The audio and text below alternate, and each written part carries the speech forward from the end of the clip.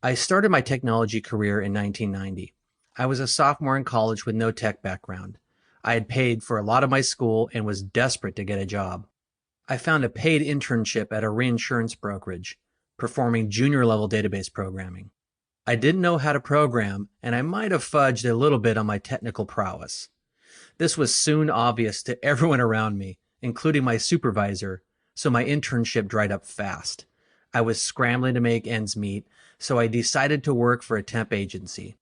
After a lot of clerical work, I received an assignment at a software company, shrink wrapping boxes. Yes, we used to do that back in the days when your computer program was stored on a floppy disk. I was very interested in business and was attending the undergraduate business school at the University of Washington. I remember listening to a product manager for Procter & Gamble speak at a campus event. I was fascinated by his description of the product manager as the product champion at a company. Fortunately for me, my job at the software company turned into an internship in product management. I stayed with this company, WRQ, after college, learning about networking technology, the underpinning of the internet. A kid named Mark Andreessen had just launched a free web browser called NCSA Mosaic, which became Netscape. I was intrigued with connecting tools like this with computers and services all around the world. I found a company in Seattle called Progressive Networks, a pioneer in streaming audio and video, and I landed a job as the first product manager for a product called RealPlayer. It soon became one of the most popular products on the internet. My time at Progressive Networks was amazing and challenging. The culture was fast-paced and hard-charging. And moving from a niche software company to a company that was building the next mass medium over the internet was a game changer. The change in scale was insane, especially for a young product manager. When I started, RealPlayer was being downloaded something like 300 times a day. 3 years later, we were up to 300,000 times a day. It was a never-ending joyride, and I still look back at those days with fondness. I started to get the itch to do something else. Progressive Networks, renamed RealNetworks, had gone public and was getting big.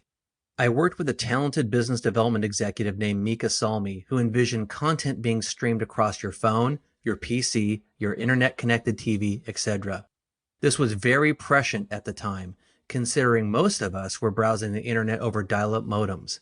He also wanted to own the intellectual property, so he started to license student films, which were bite-sized and suitable for internet consumption. Remember, this was before YouTube.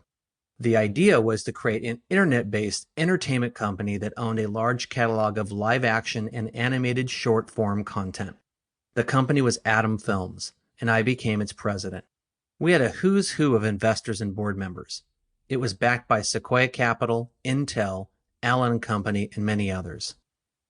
My new role as president of a startup was quite a change from being a group product manager. We were hot, long on vision, but short on cash flow. Then the dot-com bubble burst, kids ask your parents. And we combined our business with a spin-off of Macromedia, which later became Adobe, called Shockwave. The Web 1.0 period, a very strange time, suddenly ended. Our advertisers, our main source of revenue, disappeared overnight. We had huge contracts with celebrities to provide us with content. Tim Burton, the South Park creators, etc., and we were too big to support our shrinking revenues. The whole city of San Francisco shut its doors with the demise of the tech industry. I was used to being just a product guy, not having to worry about an entire company. But as president of a floundering startup, I was now on the hook. For the first time, I had to manage a P&L, profit and loss. We had major losses and had to cut costs if we were going to survive. I had to lay off a lot of people. This was my first experience making hard decisions around understanding your business and your business model, and then making appropriate operating expense cuts. I'll never forget it. One of our board members, Mike Moritz, one of the most successful and famous venture capitalists in the world, sent out a sort of manual for surviving this period. It was a dense slide deck entitled RIP Good Times. After a ton of stressful conversations with the CEO and the board, I recommended that I fire myself. There was no financial reason for me being on the payroll.